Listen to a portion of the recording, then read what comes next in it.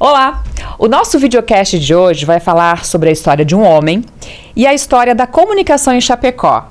Na verdade, é um misto das duas, uma se mistura a outra.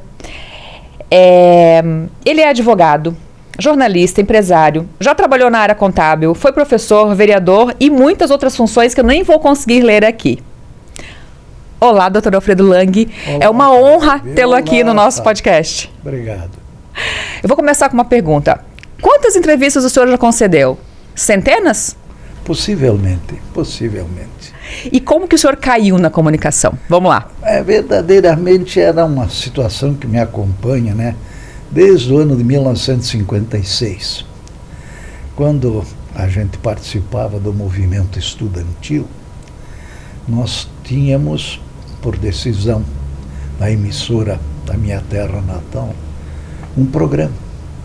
Todos os sábados, um programa de 2 horas, né? E esse programa chamava-se A Voz do Estudante. E ali, então, nós, todos os sábados, às 5 horas da tarde, nós selecionávamos os que se apresentavam bem nos grêmios literários. E a premiação de ir bem no grêmio literário era se apresentar na rádio, no programa. Então, desde 1956, nós tínhamos o programa A Voz do Estudante. Isto criou um liame, né? Criou uma certa atração, porque a semana passava ligeiro, né? E chegava no sábado, nós nem conhecíamos quem seriam os indicados pelos grêmios literários. E aí, né, se passou, até tínhamos um bom slogan que nós criamos no programa A Voz do Estudante, né? Dizia: o consolo do estudante é a compreensão do povo que ele luta por um ideal. Está no ar a voz do estudante. E ali nasceu... Nasceu uma afinidade. Uhum. E era a faculdade de Direito? A faculdade de Direito foi depois. A faculdade de Direito foi já nos anos 60. Sim. Aí o senhor estudou Direito? Direito. E ficou com aquele... Sim, ficamos assim, não, e muitas vezes comentávamos algumas situações a convite da própria emissora, né? Uhum. Então, tínhamos já uma pequena vinculação com a área. Uhum. E profissionalmente foi como depois? Não, profissionalmente, aliás, quem mora numa cidade pequena, as coisas se reduzem muito na sua proporção. E Getúlio Vargas, nos anos 64, teve a emissora cassada, sabe? Então ficou uma cidade muda. E aí nós já tínhamos, né, concorrido à eleição com 19 anos a vereador, tá? Por causa da legislação eleitoral não conseguimos nos eleger, embora fôssemos mais votados do que se elegeram. Uhum. Tá? E aí então criou aquele ânimo, vamos ver se cria uma nova emissora de rádio na cidade.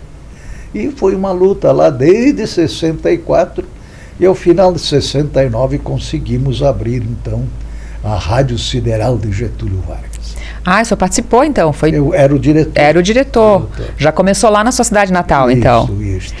E como que veio para Chapecó? Como é que foi lá? Ali o detalhe é o seguinte, sabe que muitas vezes a política partidária cria determinadas situações, e tivemos a eleição em 1998, e no tempo aquele tinha sublegenda e outras coisas tantas, e estas fizeram com que eu fui candidato a vereador, e um colega meu foi candidato a prefeito por outro partido.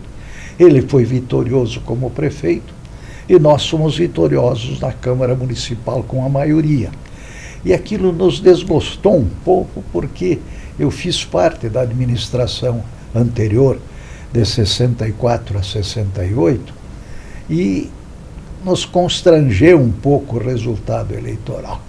E aí, quando eu tinha o meu irmão residindo em Chapecó, algumas vezes eu vinha visitá-lo, e também eu tinha uma amizade aqui em Chapecó com o Francisco Bonner, que é o pai do Zeca, da Rádio Chapecó. Sim. Então nós enturmamos ali, eu inclusive fui comentarista esportivo da Rádio Chapecó por muitos anos, fui advogado da Rádio Chapecó por muitos anos, até que aceitamos um desafio que nós não viemos para isso em Chapecó, viemos para exercer a advocacia e estávamos muito bem sucedidos.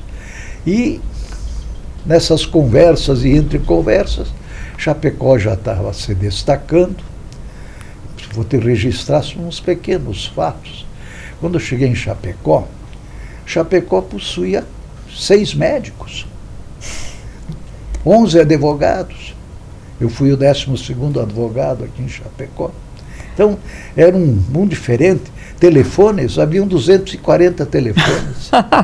Telefones ainda que não eram ligados à rede geral. Tu teria que programar com a ligação telefônica. Eu, por exemplo, quando vim de Getúlio Vargas, eu exercia a atividade de advogado com bastante intensidade. E eu tinha alguns pleitos no Rio de Janeiro e alguns pleitos, né, já em Brasília. Então, para se comunicar com os colegas, tanto do Rio como de Brasília, tínhamos que marcar a hora na telefônica para ver se a pessoa lá nos atendesse, né? Então você veja... É muito diferente, né, doutor Alfredo? Quem vê hoje, né? Tipo, eu ainda consigo imaginar, porque eu peguei o telefone, mas a nova geração não consegue nem imaginar o que era isso. Nenhum. Tá.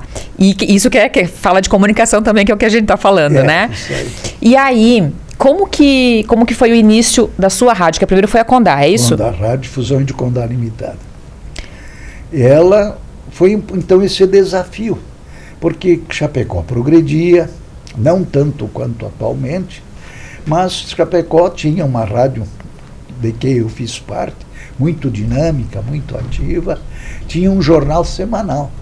E já era, né, uma cidade que a gente sentia pulsar o seu progresso. Basta dizer que eu vim lá de Getúlio Vargas, no Rio Grande do Sul, e Erechim era uma cidade muito maior do que Chapecó. Então, Joaçaba queria competir com Chapecó. Concórdia era quase um pouco maior que Chapecó. Então, veja como era a situação lá do fim do ano 69 e começo do ano 70. E num desafios desses, pelas conversas nas ruas de Chapecó, nos clubes de serviço, mas por que Chapecó só tem uma rádio? Joaçaba já tem 2, né? Erechim já tem 2, e tem uma televisão e tal. E não sei como é que souberam de que eu tinha uma certa vivência no rádio, fora dessa colaboração que eu estava dando à Rádio Chapecó. E aí eu digo, não, se for interesse e tudo mais, nós podemos nos organizar, abrir um edital para Chapecó e vamos então partir para a segunda emissora. E isso foi feito numa coisa tão natural, inclusive 2 anos depois que eu aqui estava, faleceu num acidente o proprietário da Rádio Chapecó. Inclusive eu fiz o inventário e também fui assessor jurídico, né? E num ambiente assim bem de descontração, diz, olha, essa cidade está crescendo, tem potencialidades, quem sabe vamos fazer aí um encontro e provocarmos um novo edital para Chapecó. E isto ocorreu, né, lá nos anos de 1974, fim de 74. O processo se concluiu em 76, com uma concorrência terrível, grupos de fora e os de Florianópolis, de outros estados, né, vieram, eram 11 concorrentes para o canal. Até que, em fevereiro de 1976, o presidente Geisel julgou a concorrência e concedeu a Radiodifusão Índio Condá. E olha que tinha uma concorrente com o nome de Rádio Condá. Então era disputado mesmo, sabe? A gente, quando saiu o decreto, tinha que ler bem atentamente para saber qual Rádio Condá que ganhou. Isso, como o senhor falou, foi tudo naturalmente. Não vieram para Chapecó para fazer comunicação? Não, eu vim para exercer a advocacia. E, por sinal, foi muito bem acolhido. muito bem sucedido, tive muitas situações animadoras no exercício da advocacia, não só em Chapecó, como em toda a região. Com grandes entidades, né, doutor Alfredo? Tudo. O meu irmão depois foi presidente da Associação Comercial e Industrial de Chapecó por 2 períodos. Eu fui assessor jurídico da SIC, né? Fui assessor jurídico da Fundação Hospitalar Santo Antônio, fui assessor jurídico da Federação dos Trabalhadores na Agricultura de Santa Catarina, entre outras tantas, fundador da CRAVE, que era a Associação dos Criadores de Aves aqui do Oeste, e assim por diante. Depois tem outras ainda que eu quero citar com o senhor, tipo a CAERT, depois a gente fala. E qual foi o maior desafio ali no começo da Condá? Verdadeiramente, né? Era uma cidade, como eu falei, com 11 advogados, todos profissionais qualificados, né? Uma boa equipe. A classe nos recebeu muito bem, mas até fazer a clientela e tudo mais, tem alguns passos a seguir. Felizmente aconteceram algumas ações aí que repercutiram, e dentro das quais eu estava incluído, e isso aí foi como um rastilho de pólvora. As coisas começaram a acontecer, né? Então, em pouco tempo a gente, né, veio muitas vezes com cautela, poderia ser que a gente não se enquadraria e outras coisas tantas, mas não foi.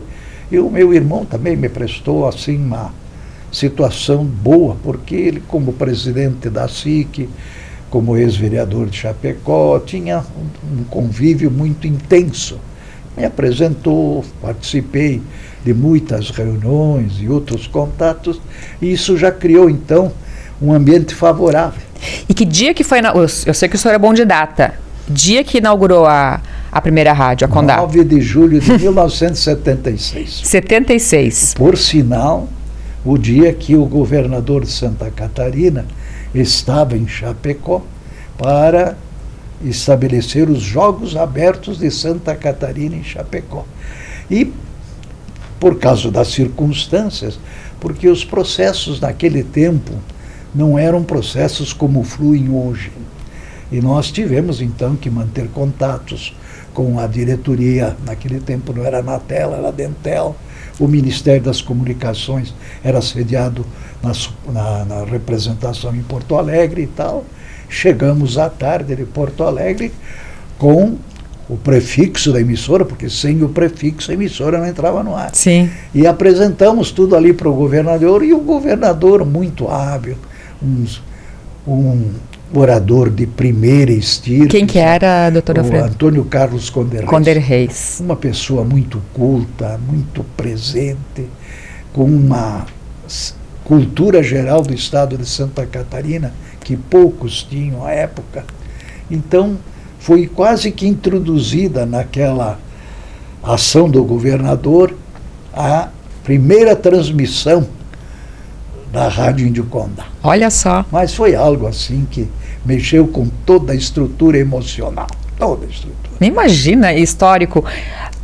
Antes que a gente siga um pouquinho da sua história cronologicamente, daquela época de tecnologia, desse dia aí de 1976, para hoje, o que existe ainda, ou o que mudou? O que você pode dizer para nós? Eu só posso dizer, porque a gente obrigatoriamente tem que acompanhar esta evolução, mas é inominável o que pode vir no futuro. Sinceramente, muitas das coisas que nós havíamos estabelecido lá na terra natal, na emissora lá, quando instalamos a outra aqui, já foi um diferencial muito, muito expressivo. E na evolução foi violenta.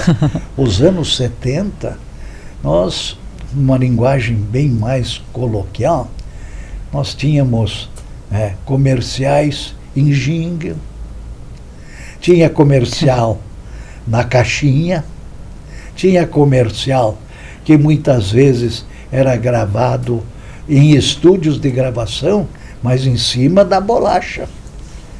Que era o vinil. O vinil, chamava-se afetuosamente de bolacha. E aí a gente via, né, que para as coisas ocorrerem bem, até vou dar um exemplo assim tão marcante, né? Tínhamos então um grupo de locutores. E os locutores nós colocava o operador de som com uma caderneta de anotação para ver quantos problemas dava a locução do comercial. E a caixinha era multada quando o locutor errava qualquer comercial e tudo mais. E a premiação do fim do mês baixava, sabe? Então era muito interessante o esmero que cada um que ia para a locução tinha que desempenhar. Sim. E de equipamentos, assim? Os equipamentos foram praticamente revolucionários. Mas revolucionários para a época. Porque quando se comprou um transmissor de 1 kW, eu visitava os transmissores da Rádio Chapecó, né? O transmissor tinha ali 2 ou 3 faces, né? Quando você comprou outro transmissor, era só um módulo. E puxava, correspondia, né? A mesa de som tinha 3 ou 4 canais, e era, olha, 4 canais, 5 canais. Já era super contemporânea. Me recordo, em 77 foram lançadas no Brasil as cartucheiras. Cartucheira era onde se podia gravar um comercial num cartucho e introduzir o cartucho. Era uma maravilha. Uma revolução. Mas revolução. Quem tinha uma cartucheira dizia, né? É tipo, quem vai lembrar, tipo, aqueles que colocava no videogame, mais ou menos? Mais ou menos. Né? A cartucheira tinha 3 boquinhas. Uhum. Então, tinha o roteiro que vinha lá do comercial, né? Aí tinha que ser colocado tal hora, tal hora, tal hora. Então colocava 1, 2, 3. Aí muitas vezes o comercial era ou de 20 ou 30 segundos. Então o rapaz tinha que estar com todos aqueles spots lá guardados e puxar um, tirar outro puxar um, e assim ia. E hoje a gente nem vê, né, doutor Alfredo? Hoje tudo é eletrônico. Tudo é nuvem, né? Esse é o problema. Para quem passou por aquela época, eu vejo muitas ocasiões ali no museu, que hoje tem o Grupo Condá, no próprio edifício da sede. E lá a gente vê que certas coisas que para o nosso convívio eram tão naturais, hoje para quem vai visitar chega a pedir o que é isso, o que é aquilo. Eu imagino, porque as coisas mudaram muito. Totalmente. E cada vez mais. A minha preocupação é com o futuro. Qual que é a sua preocupação? A preocupação é que essas coisas evoluíram tamanhamente que quando nós conseguimos a primeira unidade móvel, era algo que era uma parafernália de equipamentos, saber uns pontos onde que poderia captar com maior intensidade e tudo mais. Hoje, com simples celular... Para quem não conhece, unidade móvel é o que faz as transmissões, né? O que faz as transmissões para o repórter estar no lugar onde está acontecendo a notícia. E se o lugar era baixo, não pegava. Não pegava. Tinha que montar um entreposto numa parte mais elevada. E aí, lá, de chegar da parte elevada até o evento, era ainda pelo fio. Sim. Mas quando o senhor fala de preocupação, é preocupação com a informação? Não, no geral, o contexto geral. Porque hoje, vamos assim atalhando muitas etapas, né? Hoje nós temos a inteligência artificial. É um desafio que, para quem é mais veterano, era quase inimaginável. Hoje o rádio é praticamente uma televisão.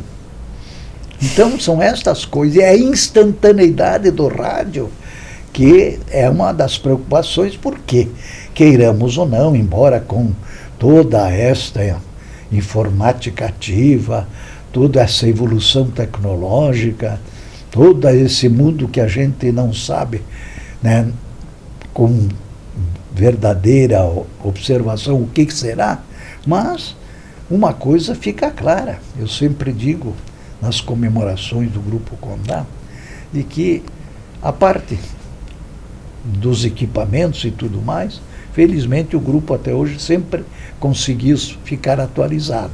No entretanto, tudo aquilo ainda não teria valor se não tivesse os profissionais que pudessem emprestar, né, aquela empatia de quem comunica. E essa situação me deixa um pouco tranquilo, porque mesmo com todos os progressos, imagino eu, né, mesmo com inteligência artificial, ainda o comunicador, ainda o profissional bem preparado, o profissional com uma cultura bastante acentuada, ele pode fazer o diferencial. E faz o diferencial. A gente tem que pensar assim, para ter uma esperança ainda, né, doutor Alfredo? Mas, sinceramente, claro que vai acontecer, não tem bola de cristal. Mas verdadeiramente é desafiador. É desafiador. Vamos voltar lá para a história. Vamos lá. Depois a segunda rádio foi a Oeste Capital? Não, aí foi um processo. Concomitantemente à participação da concorrência da rádio, também foi aberto um edital de televisão para Chapecó.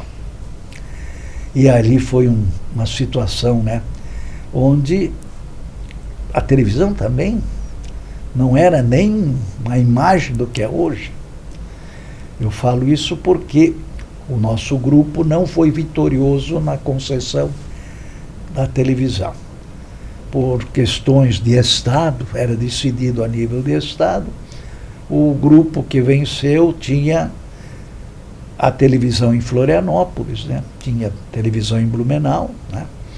Mas mesmo com a exclusão do Grupo Condá, nós tivemos a oportunidade de ser convidados, porque tínhamos esse bom relacionamento aqui pela Rádio Condá. Então, fomos convidados, estabelecemos relações e o Grupo Petrelli, que tinha vencido a concorrência, era a TV Cultura de Florianópolis, TV Coligadas de Blumenau e uma rede de rádios que o grupo detinha. Nos convidaram e acompanhamos então a instalação da primeira televisão geradora em Chapecó. Até ali tinham emissoras de fora que traziam aí um sinal muito precário, mas felizmente tínhamos. Sim. TV Tarobá de Cascavel exerceu uma influência grande aqui. Posteriormente também TV Piratini ensaiou e outras coisas, mas não era um canal gerador. E esse canal gerador foi revolucionário, porque embora Chapecó também ainda não ostentasse a posição que tem hoje, mas para a capital foi algo assim, como é que Chapecó tem uma emissora geradora de televisão. Já chamava atenção para cá. Chamava atenção para cá e já começava a figurar Chapecó no universo da comunicação. Porque já se criaram revistas nesse interregno, se criaram também jornais semanais alternativos, né? E tudo essas situações vieram com que modificasse até o ambiente. Né? Quantos profissionais de outras áreas, tinha profissional de Florianópolis que se deslocou para Chapecó, profissional de Rio do Sul que se deslocou para Chapecó, profissional de Lages que se deslocou para Chapecó e tudo mais. Então o ambiente, né, do rádio e da televisão, da revista, do jornal, já começou a tomar uma certa presença, né? E um diferencial. Que movimenta tudo, né? Mas o grande diferencial mesmo na área da televisão foi de que quando foi vendido o grupo da TV Cultura para a RBS, no final de 72 e 82, houve um certo abalo aqui, porque nós tínhamos a nossa estação geradora, com programação local muito intensa. Tínhamos, por exemplo, TV Cultura tinha 3 unidades móveis. Era algo assim inovador. Mas as coisas não são tão fluentes e que ocorram tão normalmente, não. Tem os altos e baixos.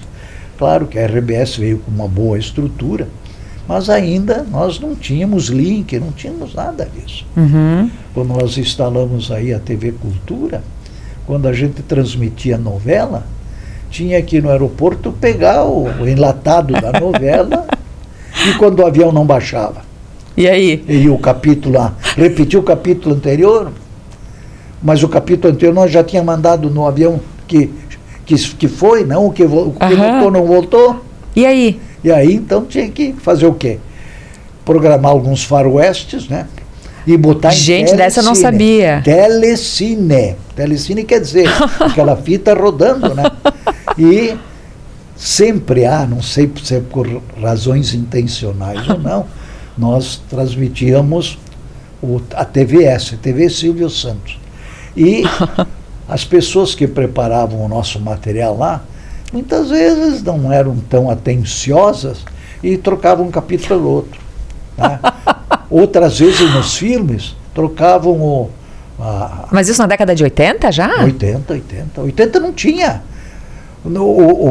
Olha como mudou tudo muito rápido. A gravação era diferenciada. Tu tinha que gravar. É mesmo, a gente nem imagina, né? Não, olha, eu vivi essas situações, não uma, mas 2 vezes. Então, criou-se esse ambiente.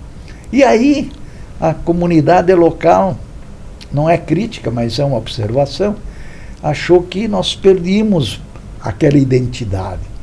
Porque a TV Cultura transmitiu aqui de Chapecó para o Brasil o Miss Santa Catarina.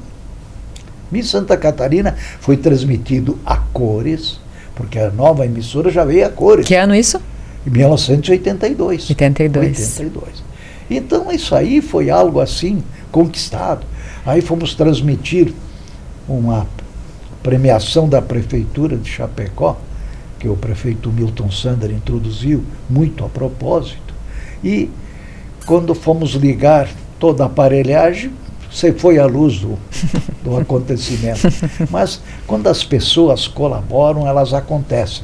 Nunca me esqueço, o gerente regional da Celesc, à época, providenciou uma ligação instantânea direto do poste. Então ali podia botar toda a carga e voltamos a transmitir um evento muito importante ao vivo. Não tinha, as televisões tradicionais, transmissões ao vivo eram raras. Uhum. Então nós tínhamos aqui o programa Rancho Caboclo e outros, tudo mais, que eram vividos, né? Sim. O jornal local era interessante. Pois é, e a sua participação como jornalista nisso aí? Porque a gente falou um pouco de gestão até agora, né? A experiência do rádio, né? Uhum. E nós, antes de colocarmos a emissora no ar, a gente foi à TVS em São Paulo, TV Silvio Santos. Lá ficamos diversos dias acompanhando toda a sistemática, porque nós tínhamos que saber como é que nós iríamos operar a estação. Porque depois que tu colocares uma emissora no ar, você tem que ter todo aquele horário ocupado, não tem outra situação. Sim. E aí então vieram essas alternativas, muitas vezes criativas, né? Também os profissionais que se deslocavam eram profissionais, né, que muitas vezes uns já estavam em fim de carreira e foram um pouco, né, colocados de lado, viram a oportunidade. Foi muito valioso isso, porque trouxeram experiência, né? E a televisão frutificou, foi algo assim que contagiou a população e deu um grande destaque a Chapecó. Sim. O senhor teve em frente a tela, não? Como? O senhor participava? Na saída não, mas o que a gente tinha eram os contatos. Como diretor, né, tínhamos que estar presente. Nos programas locais nós tínhamos que ficar lá atrás do ponto, né, acompanhando, né, porque daí teve o período eleitoral de 82, que também foi terrível, porque o espaço na televisão geradora local era disputado a tapa, e qualquer coisa era favorecimento. E como o grupo que era o proprietário da TV Cultura tinha uma identificação política, o grupo adversário era vigilante. Mas isso sempre, né? Mas não com aquela intensidade. Era mais? Olha, o que tinha de representação, o juiz eleitoral, felizmente, era um juiz veterano e tudo mais, nada contra os juízes novos. Mas já tinha experiência, né? Tinha experiência e sabia. Mas a disputa eleitoral era quente. Não tinha tanta coisa como tem hoje, só tinha 2 partidos, Arena e MDB. Eram problemas diferentes, né? Porque hoje eu acho que é muita informação. Não, hoje tem uma geleia geral aí que muitas vezes o eleitor não entende. E um pouquinho do Dr. Alfredo Lang como à frente do microfone. O frente do microfone foi mais intenso no 2º canal de televisão. A TV O Estado, que hoje é a Record aqui em Chapecó. Essa aí também foi uma luta finalmente inglória, porque provocamos um novo edital porque nós queríamos uma emissora que atuasse em Chapecó com as coisas de Chapecó e da região. E esse princípio foi, e só se conseguiu isso no final de 86 para 87. E olha, nós achávamos que, porque tínhamos um grupo muito representativo da sociedade chapecoense, com empresários, profissionais liberais e tudo mais, né? E o Grupo Kodak também concorreu nesta concorrência.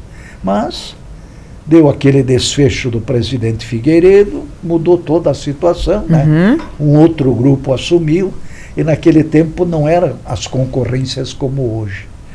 Naquele tempo, o grupo político que tinha mais peso eleitoral definia. Então, como emissora de televisão era vista por grupos externos, foi julgado em favor também de Florianópolis, né? O grupo tinha o jornal O Estado, né? Que tinha uma boa marca, eles se reuniram num grupo e foram vitoriosos. E de novo aconteceu a mesma coisa. Para instalar, nos convidaram. Não estava, mas estava, né? É isso aí. E nós, na época, também éramos jovens, né? Com todo o apetite para fazer as coisas acontecer, e instalamos a TV Estado, né? Que até hoje tem essa designação, né? Tem. E aí veio, né? Qual era a opção que nós tínhamos? A Globo era predominante, tranquilamente. E pior, né? A Globo tinha a exclusividade da Copa do Mundo, e para implantar uma outra com toda a série de repetidoras, né? Os prefeitos diziam: vem cá, essa televisão vai transmitir a Copa do Mundo? Não, não vai. Aí então já mostrava murchar o negócio, tem que arrumar uma repetidora da RBS, né? Melhorar, porque o povo quer. A Copa do Mundo, naquela época, era algo que a comunidade participava. A transmissão da Copa do Mundo era uma festa, né, na cidade, festa, né? Não é o que é hoje uma vergonha. Sim. Estamos lutando para nos classificar para a Copa do Mundo. Então, são esses diferenciais, mas só para registro. Então, pegamos com a TV Manchete. TV Manchete, uma programação boa, alternativa. No entretanto, já estava com dificuldades. O grande sucesso do grupo Manchete, dos irmãos Bock, era o fornecimento dos cartões para a loteria esportiva e a revista Manchete, que era muito difundida e tudo mais. Mas na televisão não era concorrente para a Globo. Então nós tínhamos que trabalhar, a gente dizia, como guerrilheiros. O guerrilheiro não pode entrar na luta de cara, tem que começar a criar alternativas e tudo Estratégias. mais. Estratégias, sim. E isso consumia tempo e trabalho. Olha, muitas vezes as pessoas, quando já pegam a situação como hoje, onde que com um pouco de dinheiro tudo é facilitado, naquela época mesmo com dinheiro não se tinha muita alternativa, não. E aconteceu de ser o sucesso dos 2 canais de televisão. E aí, Blumenau não tinha 2 canais, Joinville não tinha 2 canais, Florianópolis ali que estava conseguindo o 2º canal. Então, o que está acontecendo em Chapecó, que é uma cidade lá que muitos desprezavam, lá queimam gente, não sei o que lá e tal, e está com 2 canais. O que eles vão fazer lá com 2 canais geradores? E aí foi um rastilho de pólvora para Santa Catarina. Aí Blumenau conseguiu, muitos anos depois, o 2º canal, Joinville conseguiu, e aí assim por diante, né?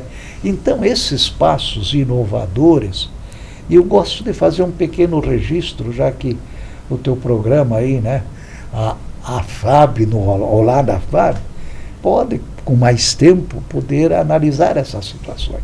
Muitos até hoje, ainda, claro, porque Chapecó era uma cidade de 50 e poucos mil habitantes naquela época, depois foi.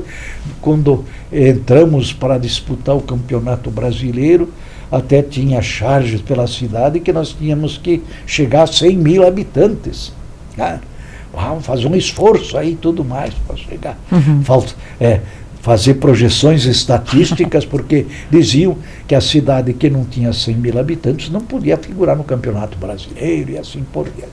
Mas felizmente isso foi vencido, mas em muitas análises que hoje se fazem, ainda não foi dada em Chapecó a devida repercussão do que representaram os veículos de comunicação em Chapecó. Para tornar-se o que é hoje e o que vai ser ainda, né, doutor? Esse é o detalhe. Eu me recordo que em algumas visitas presidenciais vinha o grupo, né, os precursores, né, o batalhão precursor da presidência da República.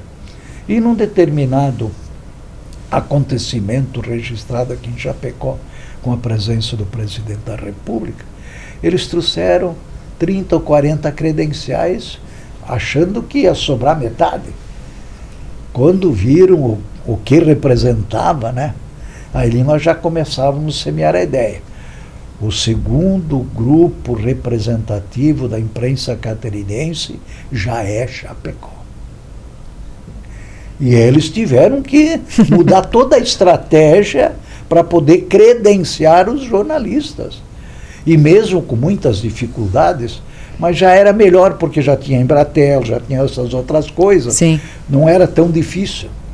Nunca me esqueço, quando transmitimos isso lá em 82, o concurso Miss Santa Catarina, que nós ajudamos ali e tudo mais, e até elegemos uma chapecoense Miss Santa Catarina. Olha só. Que não foi pouco, foi algo representativo. E nós contratamos o grande apresentador de televisão, me falha o nome agora, e ele foi contar uma piada meio indecente. Durante a transmissão, ele animou o concurso. O evento, ele era o apresentador e o animador. Resultado, levamos um processo, porque não se podia dizer ao vivo. Sim. E a TV Silvio Santos estava transmitindo para todo o Brasil. E aí, então, todas as emissoras que estavam no bloco foram processadas. Por conta de uma piada. Por conta de uma piada, né? E falando, desde o começo da sua história ali, que eu não conhecia esse comecinho lá ainda enquanto estudante, que o senhor sempre foi um líder, né? A gente muitas vezes tem que ter certas cautelas, né? Porque a liderança vai se conquistando aos poucos. Então, mas foi isso, não foi? Que aconteceu? Então, de vez em quando, a modéstia bate também. Porque, né, não é à toa que foi chamado para participar das 2 emissoras de TV. Mesmo tendo sido derrotado. Mas olha a importância. Mas aí, para a gente falar de futuro de comunicação, não só da parte de tecnologia, mas que a gente precisa de pessoas que... Porque, daí pelo que eu fui entendendo aqui no meu entendimento, que o senhor sempre esteve preocupado com a cidade. Não, foi fundamental isso. Eu falei no início de que houve um desafio para se criar mais veículos de comunicação. Eu dei aquele exemplo, Joaçaba já tinha 2 emissoras de rádio, né? Lages já tinha 3 ou 4 emissoras de rádio, Chapecó tinha uma, e um jornal semanal. Que eu acho que é essa a grande essência do comunicador, de quem quer trabalhar com comunicação. E eu reporto isso, porque já a idade vai avançada e outras coisas tantas, e a gente vê que, pela naturalidade com que a situação foi evoluindo, parece que não houve um diferencial. É exaltado positivamente o grande diferencial da indústria transformadora de proteína, que nós não cansamos de elogiar, o atendimento hospitalar Chapecó qualificadíssimo, o ambiente universitário de uma representatividade maravilhosa, nacional, e outros tantos setores. Hoje a construção civil, né? Não, hoje é praticamente uma situação consolidada e ainda evoluindo. Mas hoje, mesmo no ramo da tecnologia, o nosso polo tecnológico Chapecó é respeitável. Mas eu gosto de oportunidades como esta para verdadeiramente colocar uma pedrinha ali, dizer que tudo isso também aconteceu porque Chapecó se tornou visível. visível. Após esse fato da imprensa ter tomado esse lugar no estado de Santa Catarina, pode só ser comparado com aquela triste desgraça do acidente com a Chapecoense. Mas também porque tínhamos aqui os canais de rádio e televisão que prontamente se incorporaram na divulgação da desgraça, né? Uhum. Fora a desgraça que o senhor lembrou agora, teve algum outro momento marcante enquanto comunicador, enquanto jornalista? Nós tivemos alguns acidentes aéreos que cobrimos, que teve divulgação internacional. Eu me esqueço de um acidente ali perto de Maravilha com o pessoal da Sudesul, que a nossa emissora foi a primeira a chegar no local. E teve registros que eram só fotográficos, que foram aproveitados incontinenti, né? Tivemos uma matéria, quando tínhamos o jornal Correio do Sul, que virou manchete internacional, quando, não se sabe por que cargas d'água, o nosso repórter descobriu um menino preso com 12 anos de idade por 4, 5 anos. E aquilo, quando foi divulgado, Le Monde botou o Espaço, jornais internacionais acompanharam. Então, Chapecó foi muito presente. E nós tivemos mesmo com os da região aqui, repórteres muito ativos. Repórteres que qualificaram a cobertura da imprensa, né? E, claro que muitas vezes fatos desagradáveis, né? Sim, é o que acaba ficando mais forte, né? É verdade. Mas os Miss Santa Catarina valem a pena também. Não, isso é histórico, não vai mudar nunca. Hoje até nem mais está em voga tanto esses concursos de misses. Né? Não, mas chamou a atenção. Os bailes de debutante eram transmitidos ao vivo do Clube Chapecoense. Uhum. Bom, nosso tempo já foi indo. Mas antes da gente encerrar, a gente falou lá do desafio da tecnologia, da inteligência artificial, que todo mundo acho que é um pouco preocupado de como que isso vai acontecer de agora em diante. Mas assim, lá no Grupo Condá tem muita gente nova, né? A gente lida com muita gente que está começando agora. Qual que é o conselho, como se fosse alguém da sua família que fosse lá pedir? Começar no jornalismo agora ou na comunicação. Qual conselho que o senhor daria? O campo ainda está aberto. Nós não vamos deixar de ter novos jornalistas, novos radialistas, novos entrevistadores. E uma coisa que chama atenção em Chapecó, Fabiana, é que a sociedade no geral, pessoas de muita capacidade intelectual, se prestam a contribuir com a emissora de rádio. Isso é algo, para mim, gratificante. Eu vejo, por exemplo, um programa Sala de Debates, puxando um pouco a brasa para a sardinha da Condá, pessoas de um conhecimento jurídico, de um conhecimento social, de um conhecimento comunitário elevadíssimo, que, sem qualquer remuneração, dedica um tempo da sua atividade para prestigiar e compartilhar o seu conhecimento com a população. Isso é no geral, tanto por parte de professores, tanto como parte de profissionais liberais, tanto como parte de líderes comunitários, dos clubes de serviço e assim por diante. É verdadeiramente uma situação que nos desafia até a ver esse belo espírito que temos. Uhum. E isso enriquece. Isso é muito da nossa cidade, né? E isso eu acho que é um predicado nosso. Né? E eu não canso de registrar e enaltecer esta situação. E quanto ao futuro, tem aquele velho ditado que o futuro a Deus pertence. E nós somos muito cristãos e achamos que tudo a Ele pertence. Mas também nós devemos que colaborar com essas coisas. Não é nós ficarmos estanques, paralisados e deixando que as coisas aconteçam. Não. As coisas precisam e devem ser acompanhadas com competência, profissionalismo, dedicação. E no rádio, na televisão, no jornal um pouco diferente porque é escrito, na revista também. A empatia é fundamental.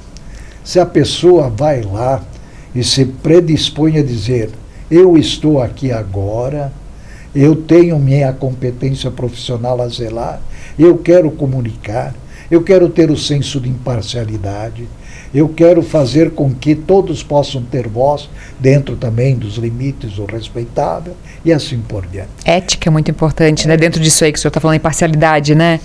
Não, e gera confiança do ouvinte e do telespectador. Não é à toa que o senhor está lá até hoje. É verdade, tu vai. E ainda vivendo como, vamos dizer assim, como participante, né? Não apenas como observador. Uhum. E aprendendo sempre, né? Sempre. Doutor Alfredo, eu quero só agradecer de coração, porque eu sei que o seu tempo é muito raro. Não, hoje já estamos, né? Mas por isso mesmo, né? Uma fase que tem que mais é descansar, mas que bom. E que a gente possa fazer outros para falar dessa importância que realmente nem eu pensei que temos que falar mais sobre a importância dos canais de comunicação, dos veículos aqui em Chapecó, porque realmente o restante do estado, do país, não conheceriam. Não conheceriam, não. É uma vitrine que se abre.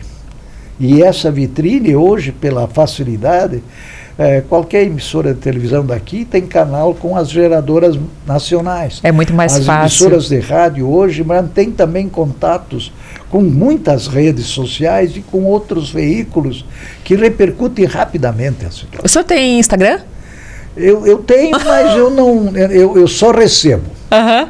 E eu fico feliz até porque ninguém ainda na saída falava, mas por que não parte algo daqui?